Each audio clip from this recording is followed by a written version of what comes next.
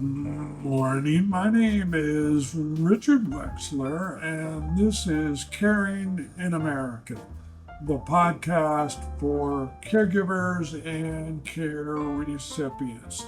So, reminding you folks, and of the ones that have been with me the 2 years we've been doing this, got into this kind of by accident 20 years ago, working in the software industry, married later, two small kids, and all of a sudden in the summer of '05, the phone starts ringing. Turns out to be all four parents who were now extremely ill. We thought they were doing great. So we started this new adventure of care that lasted for 14 years until the final parent passed at 96 in 2019. So as I said, started the podcast 2 years ago, been educating now almost 20 years all over the country about the complexities of aging and care. Started our with my co-founder Peter Ross, started our nonprofit A Plan to Age back in January, really trying to help people understand why is it important to plan before something happens to mom, dad, grandparents, and then eventually yourself. We have a special guest today. I'm going to introduce her via her bio. Sally Duplantier is a renowned gerontologist and health span educator, dedicated to helping older adults stay physically strong, mentally sharp, and socially connected. For the past 3 years, she has conducted research on the health and well being of family caregivers of Alzheimer's patients. Her findings have been published in peer reviewed journals, including the Journal of Environmental Research and Public Health. She is a frequent guest speaker on topics related to brain health, presenting at Stanford University, the Stanford VA Alzheimer's Center, and various community organizations. MSN recently named Sally as one of the top health experts to watch. Are you there, ma'am? I am here, Richard, and I am delighted to join you today. Thank you very much. And where are you physically sitting today? I am located in beautiful, sunny Cupertino, California, where the weather is about 78 degrees. You're going to make me feel bad as we're not as bad as some parts around the country, but we do get below that thing called zero. So it can be a little bit cold here. What I'd like to do is kind of walk through some questions, kind of really help my listeners understand what you've been up to. So, as a gerontologist, what sparked your interest in family caregivers, particularly those that are caring for loved ones with Alzheimer's? Richard, that is a great question. So, as a gerontologist, I will tell you that some of this began when I was in graduate school, and as a gerontologist, I'm studying the physiology of aging. I will tell you, I went back to graduate school to become a gerontologist in my mid 60s, so this Wow, wasn't decades ago. It's somewhat recent. that Um, was last year. I it know. was Go ahead. yes. And and I became I became more fascinated with the people than just the physiology. I've done a lot of research on brain health and how we can keep our brains healthy through nutrition and movement and reducing stress, etc. But I became especially interested in the people who had dementia. And then I started to imagine what might it be like to care for someone. So that's when I became interested in that research. And I'll be sharing some stories from the research I've done. I think they're applicable though to caregivers in general, although my research was focused on family caregivers of Alzheimer's patients. Wow, that interesting. And as I say, folks, on almost every episode, this is going to be a fascinating conversation. I can already kind of see where it's going. please make sure you share this with friends, family, coworkers. It's a very important topic. And I know, Sally, you published some peer reviewed research. So, can you tell us about the first paper you did, which I believe explores the barriers and facilitators of health and well being among family caregivers for Alzheimer's? Were there some key takeaways from that publication? Yes, yes, there were. So this was a qualitative research study that I did. It ended up being published in the International Journal of Environmental Research and Public Health. And as a qualitative study, I asked three very big picture questions. My participants ranged in age from, I would say, early 40s to mid 80s, both men and women. And I asked them three questions. I asked them, tell me about the person you care for. I said, how do you define health and well being? And then I asked, what gets in the way of your own health and well being? And I would say one of the really interesting findings was how they defined health and well being, because in that definition, they also shared with me what they prioritized, what they valued. And they talked about things like time to myself, the ability to prioritize myself. Um, and they also talked about mental well being and social engagement. Now, it's interesting, Richard, because things like nutrition came up. They talked about healthy eating or they talked about exercise, but they didn't focus there. There was so much talk about these other things, especially the mental and the and social well-being. So it's not surprising then that when they talked about barriers, the barriers were things like isolation and loneliness. Sure. And one person described it as always and never alone because she was caring for her mom. She couldn't leave her mother alone. She was afraid. So she took her mom everywhere. But then when they were home, they were just alone. She didn't feel like she could invite people over. So this idea of always and never alone. And then some of the barriers were just the emotional reaction. It was things like guilt. So no matter what these caregivers were doing for their loved one, they felt it wasn't enough. And I recall one participant said that she had an hour and she went out to lunch with a friend.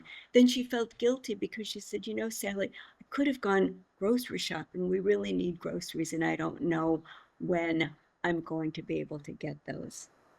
It's amazing. People don't think about this journey that you're talking about. It's difficult. We had one of the parents that did have dementia, not severe, but it was there. And it's hard enough when you're talking about ADLs, activities of daily living, like toileting and feeding and dressing and cleaning and those types of things. Obviously, it's almost a whole new ball game when you're talking about dementia, you're talking about Alzheimer's, and what you just related, that guilt. And can I go shopping? Can I go to lunch? Can I think about myself? What am I going to do? And I may be wrong, but I think the paper that one of the papers you've written talks about both the objective and the subjective burden of caregiving. Can you kind of break those down and the distinctions there? Yeah, Richard, that's a great question, and it's a great segue to what you just said. So I was listening as I did these interviews for, you know, what these barriers were, what the things were that prevented these caregivers from taking, you know, care of their own health and well-being. I heard much more about the subjective burden. Subjective burden is the emotional stress of the care, the strain. Um, the objective was the physical burden of the care. So objective might be lifting, bathing, dressing, toileting. People mentioned this in passing. One woman said, "Oh yeah, I'm kind of black and blue. My husband acts out a lot with his form of Alzheimer's. He's often angry and somewhat violent." And she said, "Oh yeah, like one day I had to go to the ER." But she mentioned it in passing. Instead, people were dwelling much more on the subjective strain of the care, which, like one person described as being a prisoner. She said, "Sally, I'm not in a 12 by 12 cell, but I'm a prisoner nonetheless." They talked about their lives in terms of what they used to be, what they used to do. And it was Wow. simple things like getting their nails done or going out to dinner with a friend. But that was in the conversation where they dwelled, was the subjective burden, not the objective burden. Again, folks, something to think about, and how hopefully you've never been there. You might get there as we see more people dealing with dementia and Alzheimer's, and this journey of caregiving that Sally is talking about, excuse me, and all the challenges. You know, this this may take us in kind of the next question. You know, were the findings that you found, did they surprise you? Did they challenge your assumptions? What did you take away from this? Yes. So Richard, I got pretty emotionally involved in these stories because in some cases I worked with some of these participants over a couple of years, 2 or 3 years, in fact, until their loved one passed away. And I think the thing that surprised me and broke my heart was that these caregivers always, always put their loved ones first. And it was with very mixed emotions. But I described it in my research as this heavy mantle of responsibility that couldn't be shed. And I think sometimes of like the mantles that people wore in historic times of battle, that heavy armor that couldn't easily be taken off. And and this sense of responsibility that people had.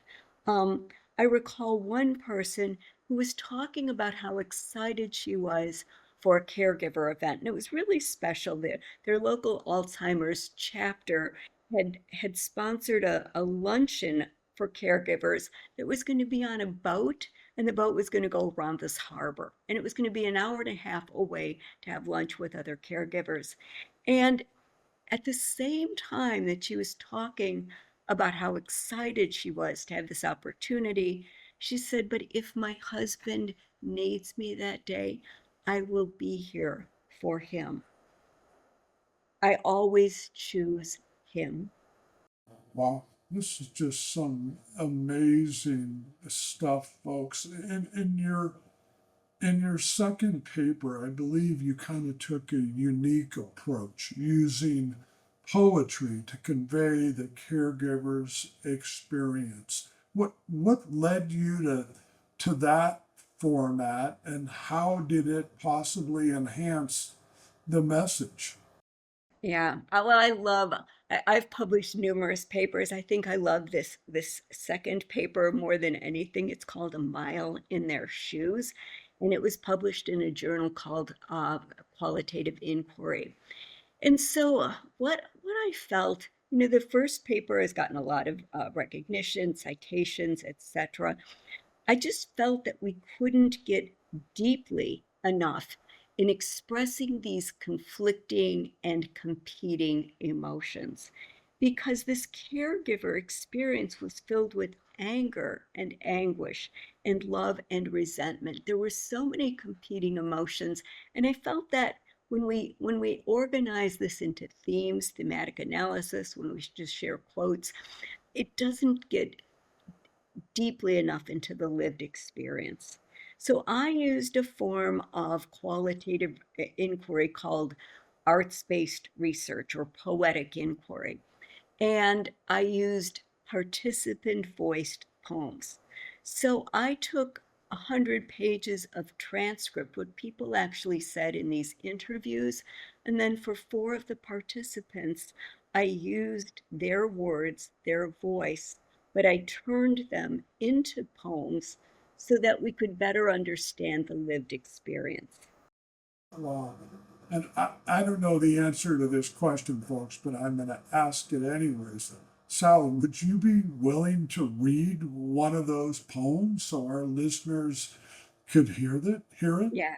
Yeah, I would, Richard. I think it's the only way to really understand this. Thank you. So I am going to read you Lisa's poem. And let me give you a little bit of context about Lisa. So when I interviewed Lisa, at the time she was 42 years old. She was the mother of three children, founder of a nonprofit. At that time, she had been caring for her mother for 12 years. So Wow. since her 30s, since her mother was first diagnosed with early onset Alzheimer's disease. And I titled Lisa's poem, Her Everything. Now remember, as I read this, that these are words from the transcript. So this is Her Everything. My mother was fiercely independent, prideful, intelligent, vibrant, passionate, so successful in her banking career. Now her memories are fleeting. I tell her when to eat, when to bathe, when to take her medicine. I am her caregiver, her playmate, her grocery shopper, her meal preparer, her driver, her maid. I am her everything. But who am I now? I used to go for long runs by myself. I used to have my nails done and have dinner with friends. Even when she is not with me, she is with me because I wear a cloak of responsibility that can't be shed. Its fabric is woven with loss and grief, resentment and guilt, and regret. When we meet in heaven, my mother will swat me on the bottom and say, "Why did you give up so many years?" She will be angry for my tears and my angst and my helplessness, and the late nights consumed with thoughts about my inability to stop this disease. But she is my mother. Wow. That, yeah, that's quite amazing. And that, that definitely hits home, folks. Wow. I know your research focuses on dementia, Alzheimer's, but can other caregivers that don't have that issue have ADLs and so on? Can they find something from the research that you have done and what you've discovered? Will that help them? Yeah, Richard, I love this question, and I think that it does because I think that caregiving, no matter if you're caring for someone with a chronic disease or a disability, caregiving always implies putting the other person first. And there's a lovingness and a loving kindness to that, but it's also very challenging. And I think what my research has shown is it's brought up the emotional aspects of that challenge. So I think in one case, for other caregivers, just knowing that you're not alone in how you're feeling. I think I think the other part is related to the social connection and the emotional and mental well-being. The social connection is so vital. So if there's any way to help improve your health and well-being, having social connection is really, really key. And trying to find ways to make connections with other people, people who will just listen to what you may be going through, can be very, very powerful. Wow. Again, folks, I want to say something. I don't know exactly when this episode will be live, On Tuesday, July 29th at 1 o'clock in the afternoon on Zoom. That's 1 o'clock Eastern Time. On Zoom, we're having the launch of our national conversation on aging and care. The theme of that conversation is the future of aging and care is now. It's everything we're talking about and Sally's talking about now, and understanding we have over 100 million people in this country that are over 50. Hopefully they age for a long time. So the question is, how is their aging, how is their eventual care going to affect you? And it's affecting you right now, whether you realize that or not. I really encourage you, if for some reason this goes live after that event, we'll have it recorded on our website, a plan to age. Remember, that's the number two, a plan to age.org. We'll have the recording there, but it's the launch of what's going to be a quarterly conversation about this topic, trying to really help people understand your life's going on, you're trying to pay the rent, you're trying to pay the mortgage, you have children, maybe you don't, you have a partner, a spouse, maybe you don't, you have older loved ones, parents, grandparents, in laws, possibly close Uncle Charlie, close Aunt Mary. How is their aging and care, and eventually your own, going to affect you now? I encourage you to either listen in live if this goes live before then, or per the recording on our site. As we wrap this up, Sally, is there some final advice that you'd like to give the family caregiver to really help maintain their own health and well-being? Yeah, that's another great question, Richard. And I think some of it is what you're already advising. Have a plan. I think people need a plan. And I think too often, let's say you're even in the midst of this right now, people say, "Oh, what can I do to help?" And you go, "No, I'm okay." Um, if you have a plan, then you have specific things they can do. And I got this idea from a wonderful podcaster named Jennifer Fink. She hosts the Fading Memories podcast. And this was her idea. She said, make a list of all the people you know who might be able to help. It could be friends, it could be neighbors, close family, family that lives remote, and write down what they might be good at. So, for example, I have a twin sister. She lives in Chicago. She would not be good at walking my dog. She couldn't do it. No way. But she might be good at helping, unravel insurance or calling agencies. But I have other neighbors who could grocery shop. They could walk the dog. And the idea is that you have a plan, you know who could do what, so that when you need that help and people say, "What could I do?" you can give them something specific. I think people genuinely want to help, they don't know how to help. So I think one thing family caregivers could do is be somewhat proactive in knowing what to ask for based on what people can do. That is fantastic advice, folks. It's similar to what we talk about with the family conversation, exactly what Sally is talking about. What is that individual friend, coworker, family member that gonna help with? Are they great with numbers? Can they do the online banking for mom or dad when they're not capable of doing it anymore? Can they walk the dog?